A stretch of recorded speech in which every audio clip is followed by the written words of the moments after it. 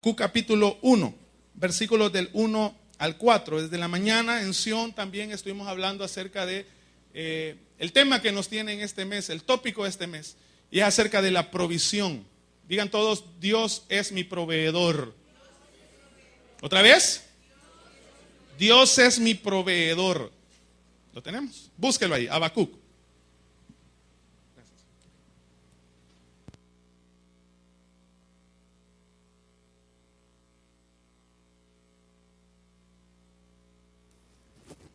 Capítulo 1, versículos del 1 al 4. Habacuc capítulo 1. Dice, la profecía que vino, estoy aprendiendo a usar este voladito. La profecía que vio el profeta Habacuc, versículo 2. ¿Hasta cuándo, oh Jehová, clamaré y no oirás? Y daré voces a ti a causa de la violencia y no salvarás. ¿Por qué me haces ver iniquidad y haces que vea molestia?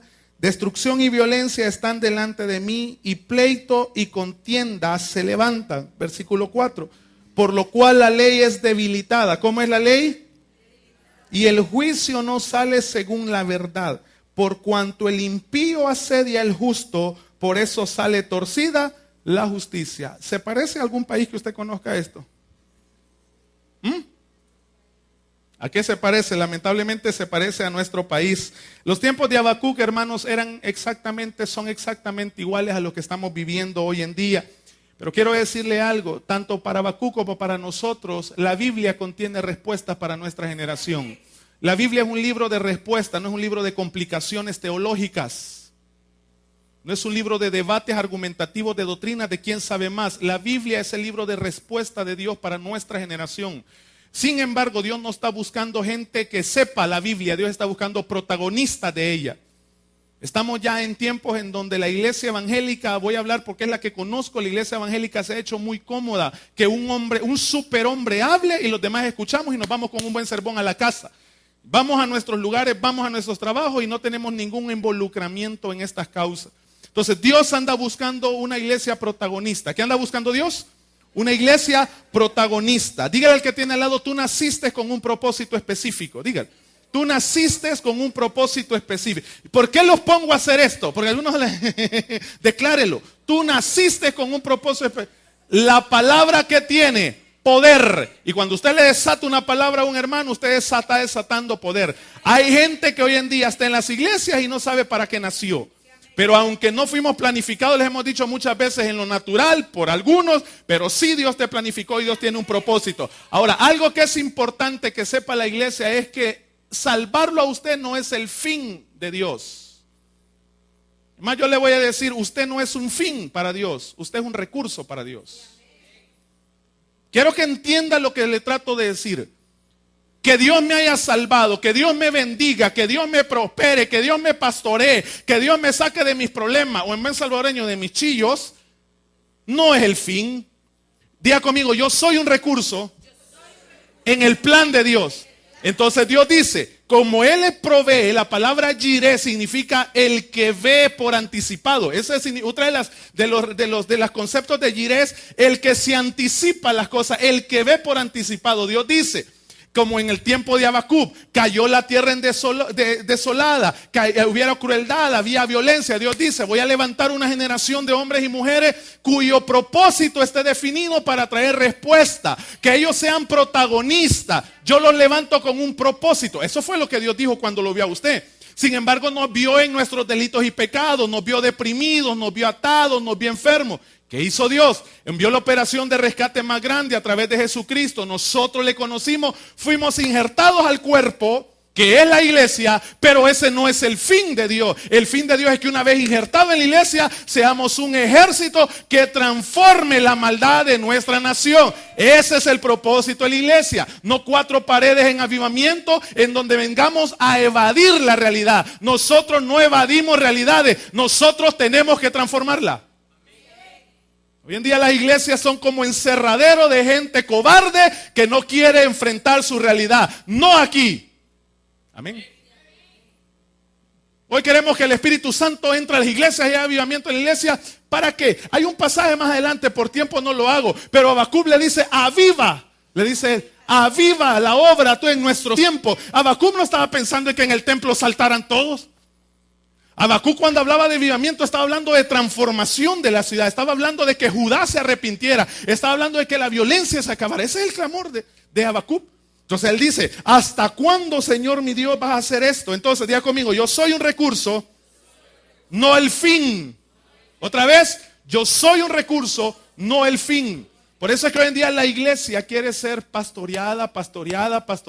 Mira, hermano, el pastoreo es importante, pero quiero que entienda esto la casa del Señor. Ser pastoreado no es el fin de Dios. Ser pastoreado es el medio que Dios usa para ponernos fuertecito y vamos a darnos duro allá afuera con el sistema.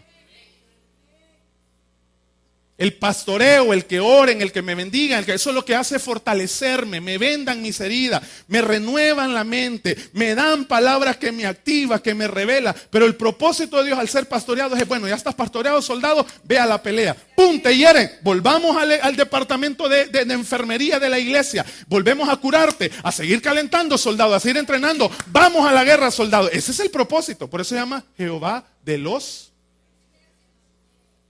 ¿De dónde salió la idea de que la iglesia es un hospital donde todos somos? ¿Usted cree que Dios quiere usar gente enferma, hermano? La iglesia no es un hospital. La iglesia tiene un departamento donde curamos nuestras heridas, la liberación, la sanidad, el pastoreo, la restauración, gente que viene herida. Mire, hoy en día la gente está viniendo a las iglesias. Yo me atrevería a decir que en El Salvador todos oyeron ya de Jesús, pero no todos han respondido a Él como se debería, como Señor. Si vamos a hacer un evangelismo, yo que viene la gente de evangelismo, yo sé que ustedes saben lo que les voy a decir. Hoy en día la gente, la mayoría de gente, el 80% de gente lo que necesita es reconciliarse. Porque en algún momento tomaron la decisión, siguieron a Jesús, se alejaron. Hoy lo que necesitan es reconciliar con Dios. Porque se alejaron y ahí andan perdidos, ahí andan perdidos. Entonces ese es recurso de Dios. Entonces hoy vamos a hablar de tres cositas que Dios provee a tu propósito. Yo tengo un propósito. Dios me trajo a este planeta. Dios lo trajo a usted con un propósito específico. Amén. Entonces, para poder cumplir el propósito por el cual usted fue puesto en este planeta, Dios tiene que darnos tres provisiones. Él es el Jireh. Quiero comenzar hablando de esto haciendo una advertencia. Cuando hablamos de que Dios provee, hermano, no estamos hablando que Dios regala dinero. Eso es algo que queremos que quede bien claro. Porque hoy en día la gente cree que si Dios provee, Dios me va a dar dinero. Por ejemplo, Dios llama a uno de ustedes, por ejemplo, a ser evangelista. Y Dios lo llama a ser evangelista. Todos sabemos hoy en día que para poder llegar a las masas necesitamos medios de comunicación. Hoy en día si nos ponemos uno a uno, la influencia va a ser poca en comparación de los medios de comunicación. Entonces usted dice, bueno, yo reconozco que he venido a este planeta para ser un evangelista. Entonces, Señor, ya descubrí mi propósito, provéeme para ser evangelista. Porque mientras no me provee, Señor, yo no lo hago. Entonces hoy en día la iglesia hace las cosas al revés. Quiere que primero Dios muestre su provisión para después obedecer. Eso sucede tal vez en el mundo empresarial y se le llama capital. En el evangelio se llama fe, obediencia. ¿Cómo se llama en el evangelio? Si yo descubro cuál es mi propósito en esta vida, de eso hablamos el miércoles. La provisión suya, mi provisión, está ligadísima al propósito. Oiga lo que le digo. Dios no me va a proveer a mí algo en lo cual no me llamó a hacer.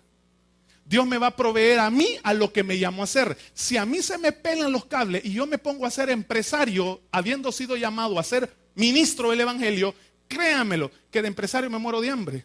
Porque no existe provisión, porque no fue ese el propósito por el cual me creó. Él me creó para hacer esto. Y si yo le obedezco a hacer lo que Él dijo que yo fuera, Dios va proveyéndome todos los días. La gente tiene una falta de enseñanza creyendo que estar próspero es que usted tenga hoy lo que necesita para llevar a cabo la visión. Y usted dice, yo estoy próspero, pastor. ¿Por qué? Viera la cuenta en el banco que tengo. Tengo el dinero suficiente para llevar a cabo la visión. Eso no se llama prosperidad, eso se llama acumular. La prosperidad es que usted reciba hoy lo que necesita para su necesidad hoy. Eso es prosperidad en el Señor. Entonces, quiero poner esta plataforma. Si yo me muevo en el propósito, si yo obedezco al propósito de Dios, Dios me da como Jireh un primer gran regalo. ¿Y cuál es? Visión. Digan todos. ¿Otra vez? ¿Qué es visión? Anote, yo sé que los que estuvieron en la mañana ya saben, los que estuvieron en Sion, anote, ¿qué es visión? Visión se define como el sueño de Dios o la voluntad de Dios para mi vida. Esa es una visión. Oiga bien, visión es el sueño de Dios o la voluntad que Dios tiene para mi vida. ¿Qué es visión? Y la voluntad de Dios para mi vida. No vayamos a confundir. No es lo mismo tener una visión que tener una ambición. No es lo mismo. No es lo mismo yo tengo una visión que yo tengo una ambición. Aquí viene la diferencia. Una visión es que yo esté en el sueño, en la voluntad de Dios para mi vida. Una ambición es lo que yo quiero ser. No sé si logro explicarme con esto. No es lo mismo lo que yo quiero ser que lo que Dios dijo que yo voy a hacer. Digan conmigo, visión o ambición. Hoy hablamos con los pastores esto, existen buenas visiones. Por ejemplo, yo tengo la visión, dice usted, vuelvo al tema empresario, de ser un empresario que dé fuentes de empleo a muchas familias pobres. Esa es mi visión. Pero ¿qué tal si Dios no lo llamó a ser empresario? Usted tiene una buena visión, pero no es el sueño de Dios ese para usted. ¿Me está siguiendo lo que trato de decirle?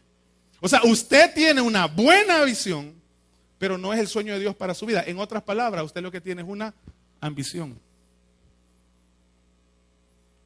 Pastor, yo quiero ubicarme en la visión de Dios. Ok, usted tiene que saber cuál es el sueño de Dios, la voluntad de Dios para su vida específica.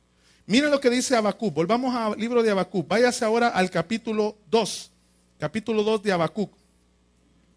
Capítulo 2. Miren lo que dice ahí. Versículo 3. Habacuc capítulo 2, versículo 3. Dice, aunque la visión tardara aún por un tiempo, yo lo voy a leer de esta palabra. ¿Qué significa visión? Sueño, ¿verdad? ¿Qué significa visión? La voluntad de Dios para mi vida. Se lo voy a leer así, permítame, y sígame con esto. Se leería así, aunque el sueño de Dios para tu vida tardara un poco de tiempo que se cumpla, créelo, hermano, que más se está apresurando al fin. Porque el problema de nosotros es que Dios no se apura a lo que Él me dijo que iba a hacer. Dice más adelante, no mentirá. Usted sigue un Dios mentiroso. Sea todo hombre mentiroso y Dios verá, dice la Biblia. Así dice la Escritura, sea todo hombre mentiroso y Dios verá. Si Dios tiene un sueño para su vida, si lo llamó con un propósito, Dios lo va a cumplir. Dice, no mentirá, dice, aunque tardare, ¿qué tengo que hacer yo? Espéralo, porque sin duda vendrá, no tardará. Porque sin duda vendrá, espéralo, ya todo, tengo que esperar. Tengo que esperar. Voy a definir más adelante qué significa eso de esperar, porque la gente cree que esperar solamente es quedarme sin hacer nada en mi business, en mis asuntos, en mis cosas, y allá engaveté la palabra que Dios me dio, la visión, el propósito que Dios me dio. Esperar en Dios lleva acción también. Yo estoy esperando en Dios, lleva acción en Dios.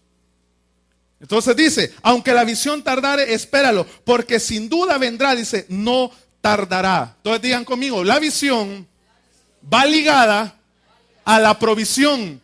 Cuando Dios te llamó a un propósito, Dios le da una provisión, y esa provisión es, primero, nos da una visión. Cuando dije de que Dios no regala dinero, le estoy hablando de esto. Usted no necesita, es más, aprendíamos esto. El problema de la pobreza no es no tener dinero. El problema de la pobreza es no tener visión. Seamos honestos. El problema de la pobreza no es tener dinero, el problema de la pobreza no es tener visión. Y una de las más grandes limitantes son los paradigmas. No puedo, no tengo, no soy. Exacto, no sirvo, no puedo, no tengo. Ese paradigma nosotros necesitamos romperlo. Por eso ahí entra la intercesión. Uno de los grandes enemigos de la intercesión de esta casa es la ignorancia. Nosotros tenemos que orar y tenemos que atacar toda ignorancia en este país, porque si tiene Satanás un parque de diversiones, es la ignorancia de los pueblos. Por eso es que cuando dijo el comunismo que la religión es el opio de los pueblos, no estaba tan lejos de la realidad. Aún la evangélica, que tiene dormidos a un montón de gente que no les alumbra la luz de Cristo y creen que el evangelio solo es venirse a sentar ahí sin hacer nada. Qué aburrida su vida si a eso usted se dedica, a sentarse y no hacer nada. Nunca fue el plan de Dios eso, créanme, nunca. No veo en el libro Los Hechos que la iglesia estuviera para sentarse, gozar un buen sermón y no hacer nada. Nunca fue ese el plan de Dios. Por eso nosotros le dijimos, si ese es el estilo de vida cristiano que usted decidió, rapidito se me regresa al mundo o se hace malacate con doble vida. Sabe hablar el lenguaje evangélico y sabe compartir con el mundo. Esa no está en nada, pues. Cuando usted es un recurso. Cuando yo soy un recurso, entonces Dios dice, te creé con un propósito. Tú te conectaste a la vida de Dios. Ok, yo soy tu Jiré. Te voy a dar primero una visión. Voy a compartir mi sueño. Te voy a revelar mi voluntad. Nos da una visión. Entonces dice la palabra. Oiga vea lo que dice más adelante. En Joel se profetizó de que Dios iba a dar sueño, que Dios iba a dar visión. Sueño y visión es lo mismo en este caso. Dios nos dio sueño, Dios nos dio visión. Entonces, no es lo mismo una visión que una ambición. Dijimos, visión es el sueño de Dios, la ambición es un sueño personal. Tener una buena visión no significa que sea de Dios. ¿Queda claro eso? Tener una buena visión. Cuando no se tiene una visión, ¿en qué se vive trabajando? En una... Exacto, qué bueno. Cuando no se tiene una visión, se vive trabajando en una ambición. Miren, no hay cosa más dura, yo sé que aquí me van a entender mucho, no hay cosa más dura que levantarse los lunes en la mañana con la única motivación que tiene que salir a ganar el sustento. No es motivante eso. Dígame qué motivante es levantarse cada mañana con la mentalidad de que va a trabajar para que no le descuenten el día y el séptimo. ¿Qué tiene de motivante eso en la vida?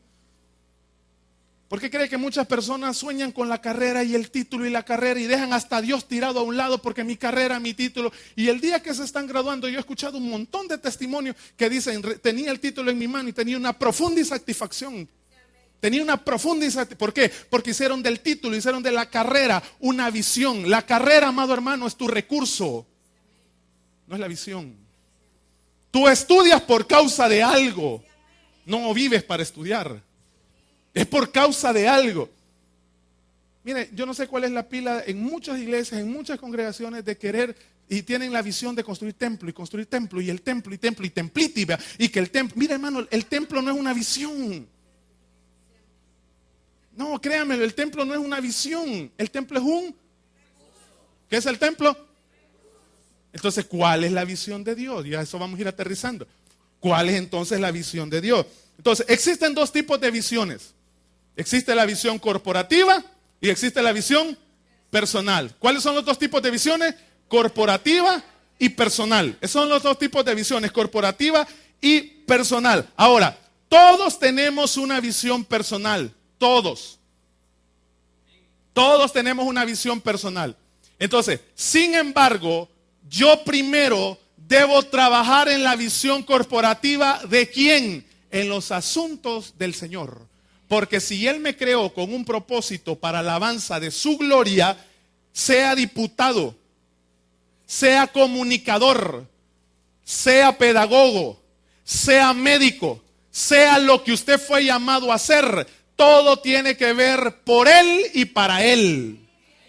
Cuando usted reconoce que usted tiene algo superior al cual obedecer y sirve a eso, usted comienza a satisfacer su visión personal. Permítame explicarle con mi vida qué es lo que más conozco. Dios a mí me hizo un llamado al ministerio cuando estaba joven. Me hizo un llamado al ministerio. Encontré satisfacción sirviéndole al Señor. Pero había cierto grado de algo que no sentía que estaba bien. Dios hizo movimientos en mi vida y me conecta con esta visión. Dios me conecta con esta visión en la cual estamos conectados con mi iglesia. A mí se me abrieron los ojos en un montón de cosas. Y hablo de ojos espirituales. En un montón de cosas. Ahora, a mí no me interesa qué posición yo estoy jugando en esta batalla. No me interesa la posición, créame. A mí me interesa esto, que yo estoy sirviendo a una visión corporativa llevada a establecimiento del reino de Dios en El Salvador, porque yo estoy sirviendo a esa visión y también estoy satisfaciendo mi visión personal. ¿Cómo conozco yo la visión personal, pastor? ¿Cómo sé cuál es mi visión personal? Créame lo que está ligada con la visión corporativa a la cual te conecta. Si Dios lo conectó con nueva familia y algo saltó en su espíritu con la visión que hay en esta casa, su propósito está ligado a esto. ¿Me está entendiendo lo que le trato de decir? Su propósito está ligado a esto. Y la visión, se lo voy a explicar así, la visión que tenemos nosotros no es una visión inventada por un hombre, está en el corazón mismo de Dios. ¿Cuántos creen que ganar al perdido es parte del corazón de Dios? ¿Ah? Amén. Usted sabe cómo, por ejemplo, en Albania. Yo tengo amigos que están, una pareja que está en Albania. En Albania mandan misioneros a Albania y no cree que van a poner un rótulo de iglesia y congregación de los santos, culto, domingo, miércoles, viernes. Ahí no funciona el evangelio así. Este amigo es médico y entró a Albania como médico. Y en el ejercicio de su profesión de médico, él testifica acerca de Jesús. Yo no puedo ir a Albania, porque no tengo una herramienta con la cual yo penetrar. Él tiene un recurso que puede penetrar ahí. Él nació para eso. Dios lo preparó como médico. Dios le proveyó a él una visión de alcanzar al pueblo que está en Albania. Dios le dio una visión a él. Él está satisfaciendo una visión grande de alcanzar al perdido. Y le aseguro que él está satisfaciendo su visión. Entonces, evangelizar es parte de la visión que tenemos como casa. Luego, evitar que el que hemos evangelizado se pierda. ¿Se recuerda que hace un rato le dije que mucha gente hoy en día anda buscando regresar a los caminos del Señor? ¿Sabe por qué? Porque muchos en sus problemas tomaron decisión de fe, pero no hubo quien los afirmara en su decisión. Entonces por eso nosotros tenemos en esta casa, el segundo paso de la visión que tenemos es afirmar a la gente. El tercer paso es cambiarle la manera de pensar, o sea, discipular. Porque para mí discipular es que la gente piense como piensa Dios. Eso es discipular. Discipular, el recurso son clases, los medios son clases, son mentoreos, son modelos. Pero el fin del discipulado, ¿cuál es? Que la gente piense como Dios piensa, no como el sistema piensa. Y usted logró un discípulo, enseñándoles que guarden, dice la Biblia, todas las cosas que yo les enseñé. ¿Para qué cree usted que le cambiamos la mentalidad? Para enviarlos. Entonces, existe una visión corporativa, mi visión personal. El sueño de Dios para mi vida, la voluntad de Dios para mi vida, tiene que ver con esa visión. Independientemente de lo que usted sea. Porque de lo contrario, hoy existen muchos seminarios de visión, y está bien, pero llamémosle las cosas como son. Eso se llama ambición. La ambición de ser próspero porque necesito dinero. La visión de tener conexiones y ser alguien importante con no. Todo va basado en el yo. Diga conmigo, todo se basa en Él. En esta casa, quien tiene que ser exaltado es Él. No yo, no nadie, es Él. Todos los dones suyos, todo el recurso suyo, todos los talentos suyos son para levantarlos a Él. Porque esa es la visión. No, hoy la iglesia está acostumbrada a los super ungidos.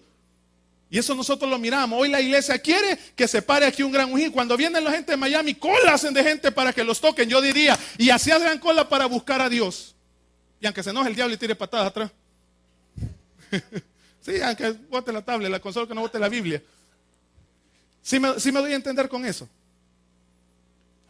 Y es malo, pastor. No, no es malo, no me malentienda. Pero yo le pregunto, ¿y la gente que viene a recibir que lo toquen ha orado esa semana? ¿Cómo quiere que yo le resuelva a usted si usted no entra a la presencia de Dios? ¿Cómo quiere que la pastora le diga a usted la visión cuando usted tiene que subir al monte a traer la visión? Estamos en el tiempo de Éxodo 19 donde la gente le decía, sube tú al monte por nosotros. Pastor, ¿cómo puedo saber cuál es mi visión? Va, comencemos de lo básico. ¿Cuánto tiempo ora usted? ¿Cuánto tiempo busca de Dios? Cuando una persona no tiene visión, anda haciendo tonteras en la vida. Con su respeto que se merece, pero así es. Una persona que no tiene una visión, hoy es pastor, mañana es misionero, pasado es empresario, se va a trabajar, después hace eso, se casa, se divorcia, se vuelve a casar, no tiene visión. Y qué feo es pararse cuando ya está uno a mediana vida y uno decir, qué triste, perdí tanto tiempo, tantos recursos, tanto esfuerzo, tanta pasión y no logré absolutamente nada. Cuando Dios dijo, yo tenía para ti y tengo para ti un propósito. Entonces cuando Dios nos conecta, yo le voy a decir algo, yo creo que aquí nos vamos a entender. Cuando Dios lo conecta a la vida de Él, una de las primeras cosas que se restauran es una visión. ¿Cuántos cuando se han conectado a la vida de Dios, lo primero que ha saltado es el deseo de hacer la voluntad? Ustedes saben que hay un sueño de Dios para su vida. Hay una voluntad de Dios y ustedes comienzan a caminar en esa voluntad. Yo comienzo a caminar en esa voluntad. Entonces, si yo soy fiel a la visión corporativa, va a ser fiel Dios a la mía. Entonces, cuando no hay visión en un lugar, la gente se desenfoca y por eso andamos inventando en la vida. Diga al que te al lado, no inventes. No invente. Si usted no conoce la visión, oiga. Aquí yo veo mucha gente, usted es mi pastor y usted no sé qué. Mire, si usted no se conecta con la visión, no se conecta con el corazón del Padre de esta casa. Si usted no tiene ni siquiera, y de verdad se lo voy a decir, si usted ni siquiera presta interés a una casa de paz, no venga a decir que usted está conectado. Porque si usted quiere algo con Jesús, quiere algo con sus asuntos. Este pueblo de labios me honra, dijo él. Isaías lo dijo. Pero su corazón, ¿cómo así el corazón? Pero yo te amo, Señor. No, el corazón se ve en acción. ¿Cuánto me amas? ¿Cuánto haces? No, es que yo amo al perdido y Dios sabe que Dios ama. Algo que compartíamos ayer en el seminario con los de evangelismo es esto. Dios dijo, vayan y hagan discípulos. Eso es un mandato, ¿sí o no? Él lo mandó. Pero si vengo yo y solo, oiga el verbo que uso, y solo me dedico a orar, pero nunca voy, yo estoy haciendo a Dios mi sirviente. Porque yo estoy ordenándole a Dios que haga algo que Él ya me dijo a mí que tengo que hacer. La Biblia dice, a la verdad la mies es mucha, la cosecha es mucha, pero los obreros son pocos. Por tanto, dice, rueguen al Señor de la mies que envíe obreros a su mies. Entonces nosotros tenemos que orar por obreros, tenemos que clamar por la cosecha para que el corazón esté preparado para la siega, pero tenemos que ir. Levante su mano derecha al cielo y diga conmigo, toda visión tiene que estar en acción. Otra vez, toda visión tiene que estar en acción. Bájela. Si no, lo que tiene es una buena idea. Nos ponemos aquí en la voz que tenemos una visión y usted puede tener estructuradísima su visión. El sueño de Dios para su vida. Pero si una casa de paz quiere abrir, lo que tiene es una buena idea. Y de esos están llenos los panteones. ¿Usted hace historia? ¿O simplemente se quiere quedar como fue historia? ¿Qué quiere? ¿Que lo recuerden o que lo extrañen? Es lo mismo. ¿Cómo recuerdo yo al hermano? Que digan, ¿cómo lo extrañamos? ¿Por qué? Por sus constantes cambios que trajo en nuestra nación. Amén. Entonces, algo que es bien importante es que cuando Dios nos da una visión o su sueño, su voluntad, Él se asegura de que no tengamos lo suficiente para llevarla a cabo. Cuando Dios a nosotros nos da una visión, Él le da un sueño, Dios trata de asegurarse que usted no tenga el recurso en ese momento para llevarla a cabo. ¿Sabe por qué? Porque cuando usted llega a coronar su carrera, cuando usted llega a coronar el sueño de Dios, la gloria usted no se la da a nadie. No se la da al tío, no se la da al jefe, no se la da a fulano, se la da a Él. Porque usted puede decir, ciertamente Dios proveyó para Él se anticipó. Yo comencé sin nada, yo no tenía nada. Así que hermano, usted necesita visión para comenzar a llegar a su destino que Dios trazó. La visión siempre va a ser, la visión siempre va a ser más grande. Cuando es una visión de Dios, siempre va a ser más grande que el recurso que tiene en la bolsa para llevarlo a cabo. Siempre es así. Cuando es de Dios, la visión es más grande que lo que yo tengo para ejecutarla. Entonces la gente automáticamente se descalifica y entra en obediencia. No puedo, Señor, y no ejecutó la visión.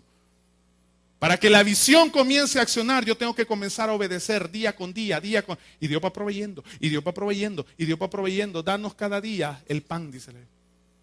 Mi trabajo es obedecer a eso. Entonces, ¿por qué Dios se asegura que no tenga nada en la visión? Para que la gloria sea de Él, para que sepamos quién es Él. Entonces, ¿qué es lo primero que Dios da? Entonces, nos da una visión. Número 2, ¿qué es lo que Dios nos da? Váyase a Éxodo. Capítulo 3, versículo 21. Éxodo, capítulo 3, versículo 21. Esto es lo segundo que Dios nos da. Éxodo, capítulo 3, versículo 21.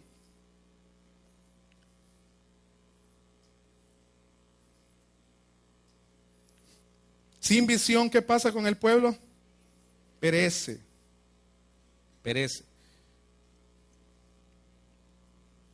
Dice así. Y yo daré a este pueblo gracia en los ojos de los egipcios. ¿Está hablando Dios? Con toda mi... Dice, y yo daré a este pueblo gracia en los ojos de los egipcios, para que cuando salgáis, no vayáis con las manos vacías. Como le decíamos en la mañana, con manos vacías. Ve, eso no es bíblico. Ni al tabernáculo la gente se acercaba con manos vacías. Y el que era pobre no le dejaban cordero, aunque sea una tortolita, pero todos llevaban algo. Y el que no tenía tortolita tenía un puñado de harina, pero algo llevaba. Es que Dios conoce mi corazón, hermano. Yo no tengo para él, pero yo tengo mi amor por él. No sea evangélico. Dice la Biblia: amarás al Señor tu Dios con todas tus fuerzas. Todas son de él, no del trabajo. Ya cuando viene el Señor, ay, pero no me da trabajar, mira qué cansado tengo. Amarás al Señor con todas tus fuerzas. Ay, es que no me ponga a pensar porque viera mi mente. Amarás al Señor con toda tu mente. Ay, es que viera qué problema, los hermanos, cómo se complica. Ama al Señor con todo tu corazón, entrégate en pasión a Él. Esa es la ley. Pero hoy en día uno se va al mundo y está preocupado por el sistema y la fuerza. Y viene aquí, ay, yo no quiero cantar, solo parado pasamos. Ay, hermano. Mire, lo segundo que Dios da es algo que es tremendo aquí. Este pasaje realmente es impresionante. Dice él: y Dios dará a este pueblo, ¿qué dará? Gracia en los ojos de los egipcios, para que cuando salgáis no vayáis con las manos vacías, sino que pedirá cada mujer a su vecina y a su huéspeda alhajas de plata, alhajas de oro y vestidos, los cuales pondréis sobre vuestros hijos y vuestras hijas, y despojaréis a Egipto. Lo segundo que Dios da es favor. En el Antiguo Testamento habla de favor, en el Nuevo Testamento es la misma, es gracia. No hay mejor recurso más grande para llevar a cabo la visión que la gracia y el favor de Dios sobre tu vida. La gracia y el favor de Dios va a abrir puertas que tu cuello, tu recurso no ha podido abrir. Es su gracia y su favor. Y si algo nosotros tenemos que buscar todos los días de nuestra vida, es que la gracia y el favor de Dios esté con nosotros. Pero para que la gracia y el favor de Dios esté con nosotros, vete a Éxodo 12 para que vea lo que tengo que hacer yo para que la gracia y el favor de Dios esté conmigo. Éxodo 12, 35, un poquito más adelante. Éxodo 12, 35. ¿Qué tengo que hacer yo para que la gracia y el favor esté conmigo? Dice: e hicieron los hijos de Israel como les dio la gana en el momento que les dio la gana. ¿No dice así? ¿Qué tengo que hacer para que la gracia y el favor de Dios me acompañe? Hicieron los hijos de Israel conforme al mandamiento de Moisés, pidiendo a los egipcios alhajas de plata y de oro y vestidos. 36. Y Jehová, por haberlo hecho, ese es el sentido del pasaje, por haber obedecido el mandamiento, y Jehová le dio gracia al pueblo delante de los egipcios y le dieron cuanto pedía. Y nuevamente así despojaron a los egipcios. Hermano, al sistema no se le gana con timos, con trampas, con negocios fraudulentos, con bajárselo. Al sistema, oiga bien, uno puede entrar al sistema con la gracia y el favor de Dios donde sea. ¿Usted me entiende? Hoy en día es impresionante que hoy hasta los cristianos tienen que andar mintiendo en su negocio para poder ganar una venta. Tenga dignidad de hijo. Usted no necesita andar mintiendo. Usted necesita que la gracia y el favor de Dios venga todos los días sobre su vida. Créanme lo que si usted trabaja en ventas, aunque la gente no tenga necesidad de su producto, si la gracia de Dios le acompaña, usted despoja a esa gente y usted ven. Y no despojar para dejarlo en la calle, no le es quitarle el pan a la gente, es al sistema, porque la Biblia dice que la riqueza de los injustos van a caer sobre los justos. ¿Sobre cuál es justo? Sobre los que obedecen la visión de Dios. Ese es el justo, porque si usted lee el versículo 4 de Habacuc, ahí en capítulo 2, dice: más el justo por la fe vivirá, dice. Entonces, cuando hablamos nosotros de justo, no hay mejor justo que el que le está obedeciendo. ¿Cómo saber si yo soy justo? Sí, le estoy obedeciendo. Entonces, la riqueza de las naciones vendrán sobre los justos. ¿Por qué? Porque Dios va a dar gracia. Mira, si hay un montón de gente, me contaba el testimonio de alguien, una señora que había hecho su riqueza de por vida. Y al final, todos los hijos fueron, alguien se prosperó, se quedó con todo. Y había una señora que enfrente todos los días le decía: mire, porque ya vio que era ancianita. Le decía: mire, no quiere que le vaya a comprar pan. Va, está bien, le decía. Y esta hermana iba a comprarle pan. Mire, no quiere tal, va. Y la hermana siempre le servía. Cuando esta señora se iba a morir, sintió de su corazón darle toda su riqueza a la que le iba a comprar. Quedó compuesta la hermana. Usted no necesita una cuenta bancaria, aunque es importante, ¿verdad? Pero usted no necesita una cuenta bancaria para llevar a cabo su visión. Usted necesita la gracia y el favor de Dios. Usted necesita la gracia y el favor de Dios. Dios no da la gracia y el favor en algo que es una rebeldía, una desobediencia. ¿Usted entiende lo que estoy diciendo? Señor, dame la gracia, dame el favor. Ni siquiera se sujeta, hermano. ¿Cómo espera gracia y favor? Ni siquiera obedece. ¿Cómo espera gracia y favor? Entonces, viera que esto es bien importante. Quiero que escuche esto. La palabra gracia o la palabra favor significa un regalo inmerecido. ¿Cuánto hemos oído ese concepto? Gracia es regalo inmerecido. Pero una de las traducciones de gracia significa belleza que te hace irresistible. No hablo de la belleza física, hablo que tú portas algo, usted porta algo que lo hace irresistible. Yo quiero darte, yo quiero bendecirte, yo quiero conectar, yo quiero promoverte, yo quiero llevarte a otro nivel. Hay algo en ti, no sé qué es, pero quiero hacerlo. La gracia de Dios. Los egipcios pidieron y la gente les daba. Había algo irresistible en ellos. Entonces, usted no puede tener dinero, pero sí podemos tener el favor, que a la larga es lo más importante. Cuando tengo gracia y favor, Dios me conecta con personas que me van a proveer. Pero Dios tiene que poner gracia y favor. Así que no se trata de mí, no se trata de mis experiencias, se trata del favor de Dios sobre mí. Y la iglesia dice, amén. La gracia es para no salir con las manos vacías. Esa es la gracia. Para no caminar en la visión con las manos vacías. Esa es la gracia. Yo comienzo a caminar y Dios se asegura. Yo creo que usted me está agarrando el mensaje, ¿verdad? Dios se asegura que no tenga nada, pero usted comienza a caminar. Lo que sí Dios le da, ya tiene una visión, Dios le da la gracia. En el camino, cuando va caminando, la gracia le va proveyendo, le va dando, le va abriendo puertas que nadie ha cerrado. 10 las habían intentado abrir, pero se la abrieron a usted por gracia. Pero usted comenzó a caminar en ello. Usted se comenzó a mover. Entonces, si no tiene gracia, ¿qué tiene? Es gracia. Si yo no vivo en gracia, ¿en qué vivo? No hay peor desgracia que no tener Dios a mi lado, aunque tenga pisto. ¿Sí me entendió lo que? Si la gracia de Dios no está conmigo, créame lo que estoy en un estado de desgracia, porque Dios no está conmigo. Entonces yo quiero que la gracia y el favor. Pablo, cada vez que salutaba en sus epístolas, siempre pedía gracia y shalom, gracia y prosperidad, gracia y paz. Eso es lo que decía Pablo, gracia y paz a la iglesia. Porque Pablo sabía que era todo lo que necesitaba la iglesia. La gracia y el shalom de Dios. Era todo lo que nunca pidió pisto, pidió gracia y paz.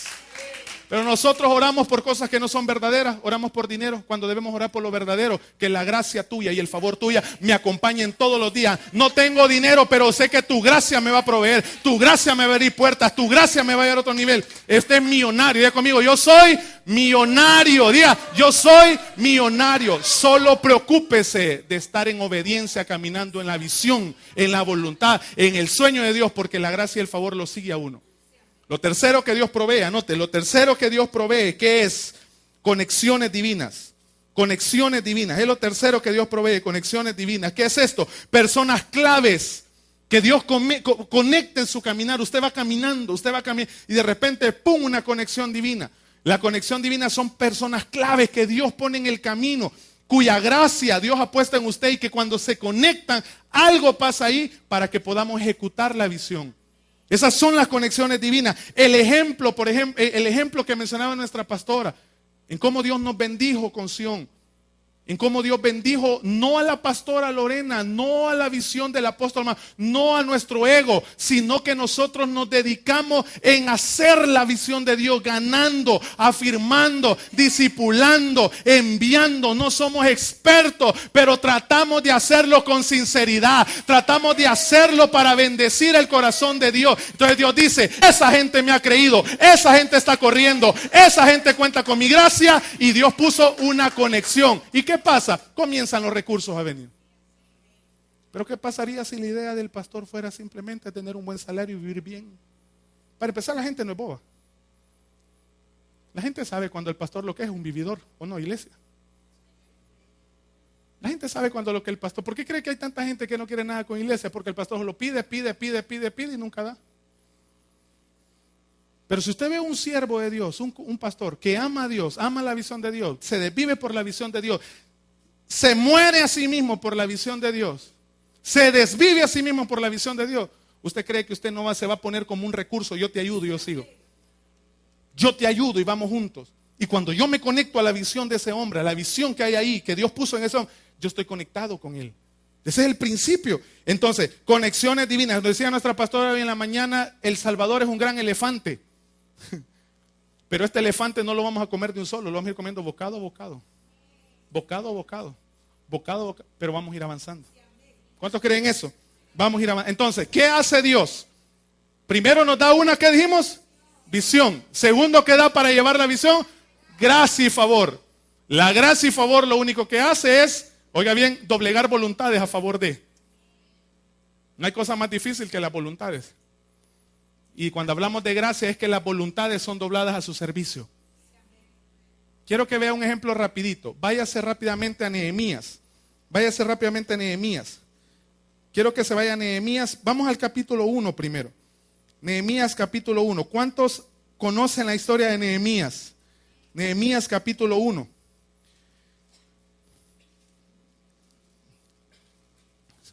Dice, palabras de Nehemías, 1:1. Palabra de Nehemías, hijo de Acalías, aconteció en el mes de Quisleu. En Quisleu es el mes de aproximadamente noviembre. Dice, en el mes de Quisleu del año 20, estando yo en Susa, capital del reino, que vino Ananí, uno de mis hermanos, con algunos varones de Judá, y les pregunté por los judíos que habían escapado, que habían quedado en la cautividad por Jerusalén, y me dijeron, el remanente, los que quedaron de la cautividad allí en la provincia, están en gran mal y afrenta, y el muro de Jerusalén derribado y sus puertas quemadas por fuego. Habacuc tenía dolor por su ciudad y Nehemías aquí está recibiendo una mala noticia. Versículo 4. Mire lo que hace un hombre cuando se conecta con el corazón de Dios, cuando se conecta con los asuntos de Dios. Nehemías ahí pudo haber dicho, ay, a mí qué me va, si yo todo modo estoy bien aquí en la USA, men. Haga cuenta y caso que usted está allá en los Estados Unidos y se da cuenta que en El Salvador, porque El Salvador está difícil este asunto, y como decía nuestra pastora, si no hacemos algo, mi niña y la siguiente generación se la van a ver difícil. Entonces aquí usted tiene algo que sé que lo ha pensado, si no está conectado con Dios, lo mejor es largarse de este país. Ay, si usted se mueve en esa ambición y no fue el propósito, y Dios lo hizo nacer a usted ahí en la chácara, en la línea del tren, para que de la línea del tren se levantara un reformador. Sí, porque ay, es que yo nací en la chácara y en la chácara no salí nada bueno, pues yo nací en la chácara, va. Por eso les digo algo yo. De ahí levantó profeta el Señor. Eso, lucha. Entonces, pero usted dice, las cosas se ponen a poner difíciles, entonces yo me largo de aquí, dice este país. Nehemías no hizo eso. Nehemías dice que lo primero que puso fue su corazón, lo conectó en dolor con Dios. Él sintió dolor al darse cuenta. Dice la Biblia, versículo 4, cuando oí estas palabras me senté y ¿qué hizo? ¿Y qué hizo? Y lloré e hice duelo por algunos días y ayuné y lloré delante del Dios de los cielos. Va, le voy a poner las etapas. La gran mayoría que está allá, los hermanos, voy a poner el ejemplo de Estados Unidos, aunque hay otros países y se nos ve por internet, no es con ustedes, con otros. La gran mayoría de gente que está en otros países, cuando lee las noticias de las cosas que pasan, les duele y lloran. Pero eso se llama simplemente tener lástima. Eso se llama simplemente pobrecito como sufre la gente. Eso no es de visionarios, no es de gente de Dios. Segundo, usted puede orar y ayunar y poner duelo y todo, perfecto, eso lo hizo Nehemías. Pero en ese tiempo que Nehemías se metió a buscar a Dios, Nehemías hizo la parte que a él le corresponde. Mira lo que hace Nehemías. Si ve desde el versículo 4, usted ve que Nehemías echa una gran oración, y en el versículo 11, siempre hay 1:11, mira lo que dice 1:11. Te ruego, Jehová, así termina Nehemías. Te ruego, Jehová, esté ahora atento tu oído a la oración de tu siervo y a la oración de tu siervo, quienes desean reverenciar tu nombre. Lea conmigo en voz alta lo que dice. Concede ahora buen éxito a tu siervo y dale gracia delante de aquel varón, porque yo servía de copero al rey.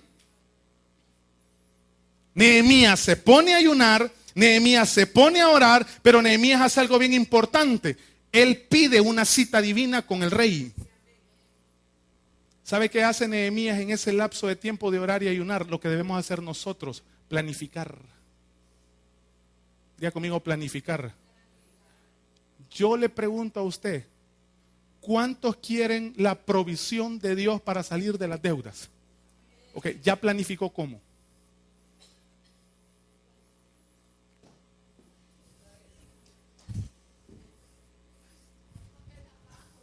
Aquí está bien.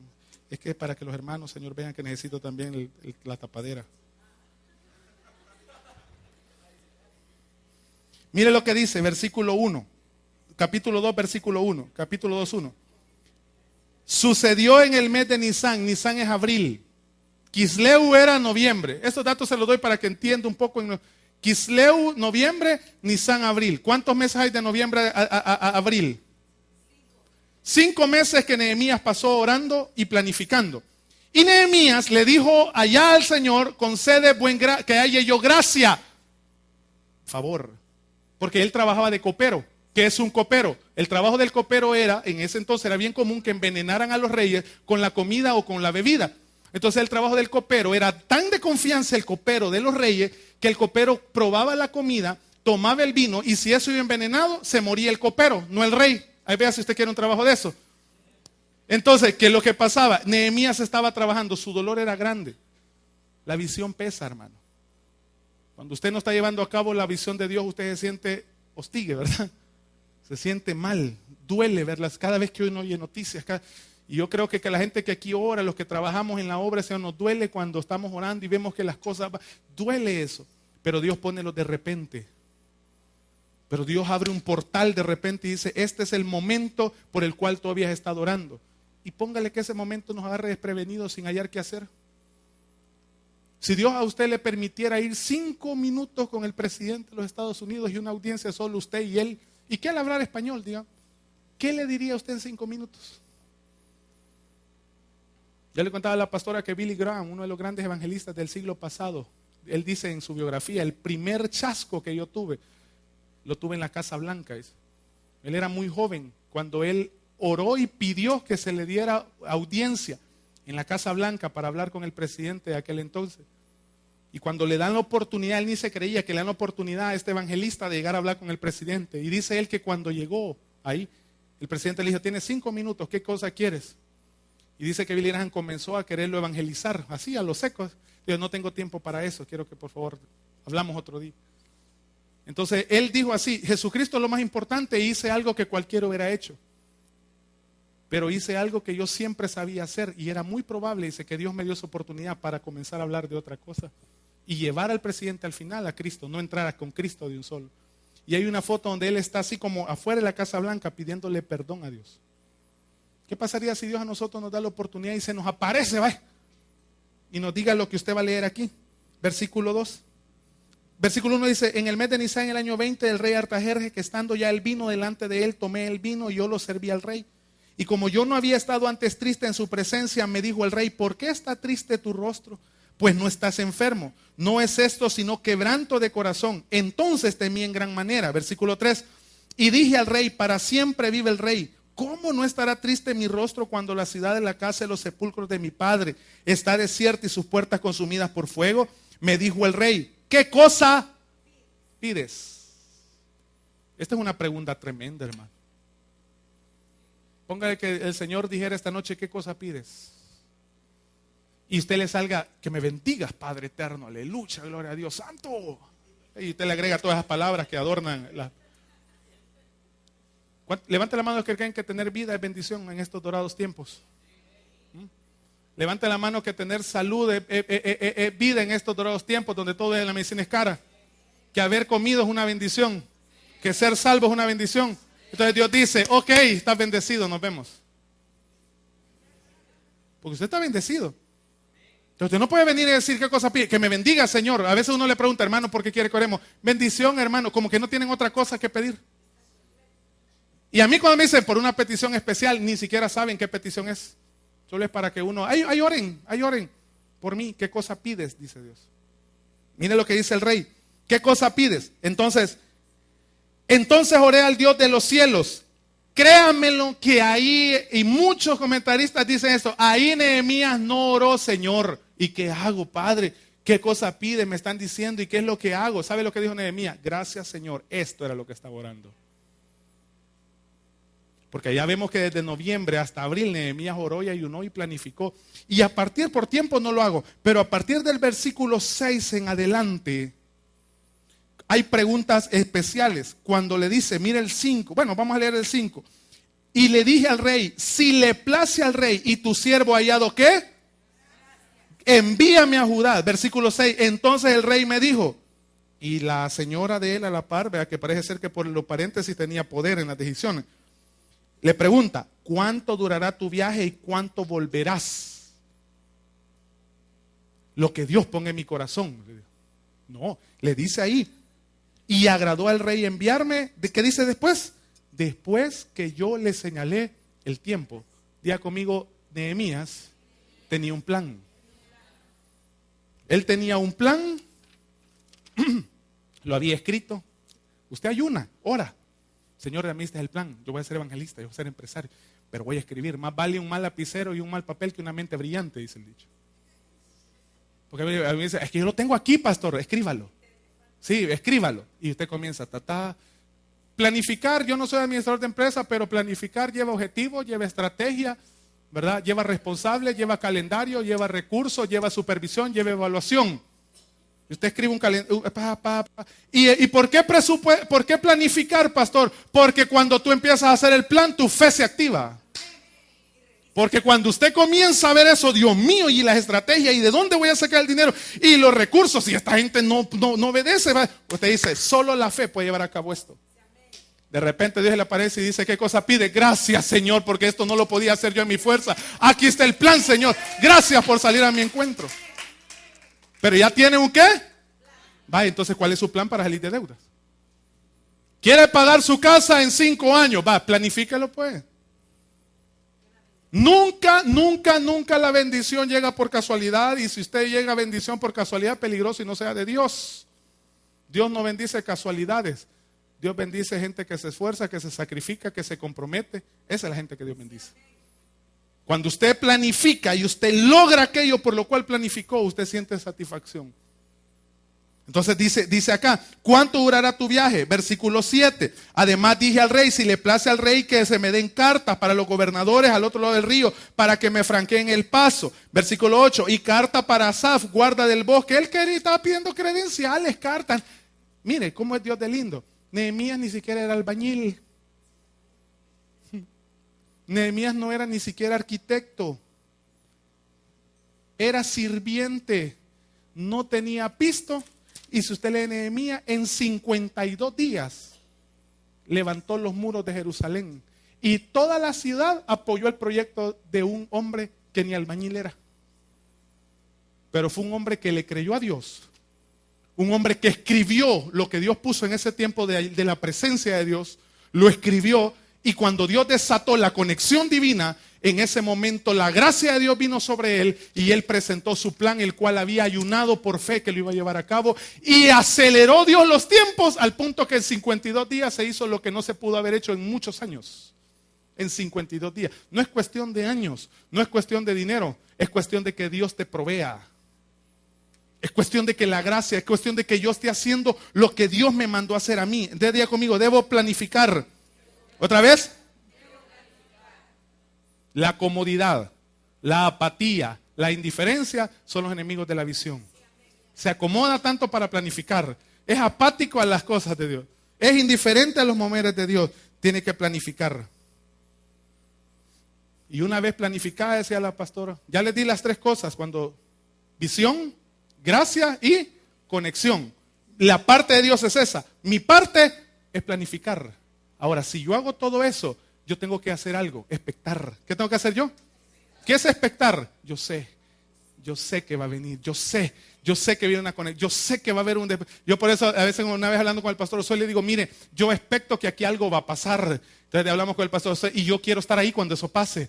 O sea, entonces, yo sé que algo va a pasar, ¿por qué? Es que no se puede planificar en vano, es que no se ha orado en vano, es que no hay gracia de Dios en vano, es que Dios no nos ha dado esto en vano, es que Dios no nos está conectando con pastores en vano, es que no se están abriendo medios de comunicación en vano. Estoy expectando que algo va a hacer Dios, no mi ambición, no mi nombre, el proyecto de Él.